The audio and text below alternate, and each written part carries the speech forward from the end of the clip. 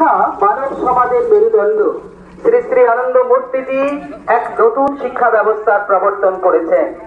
আনন্দ মার্গের এই শিক্ষা ব্যবস্থার মূল আদর্শ হলো স্ববিদ্যা যা বিমুক্তয়ে, যা মানুষকে সর্বাত্মিক মুক্তির পথে চলতে সাহায্য করে। সর্বাত্মক মুক্তি বলতে ভৌতিক, মানসিক ও আধ্যাত্মিক ত্রিস্তরীয় মুক্তির কথা এখানে বলা হয়েছে। শিক্ষা প্রশিক্ষণ শিবির উপলক্ষে আনন্দ মার্গের পক্ষ থেকে সমগ্র বর্ধমানবাসীকে জানাই আন্তরিক প্রীতি, শুভেচ্ছা ও অভিনন্দন। প্রকৃত শিক্ষা মানব সমাজের মেরুদণ্ড।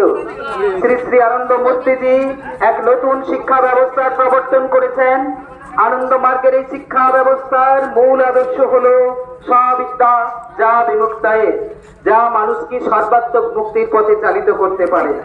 সর্বাত্মক মুক্তি বলতে ভৌতিক, মানসিক ও আধ্যাত্মিক ত্রিস্তরীয় মুক্তির কথা বলা হয়েছে।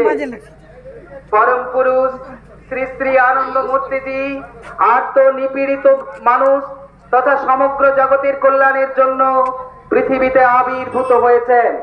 ধর্মের সংস্থাপনা এবং দিশাহারা বিপন্ন মানুষের রক্ষা ও উন্নত জীবনের প্রতিষ্ঠা দানের উদ্দেশ্যে তার অপার অনুগ্রহে আনন্দ মার্গ মিশনের প্রতিষ্ঠা হয়।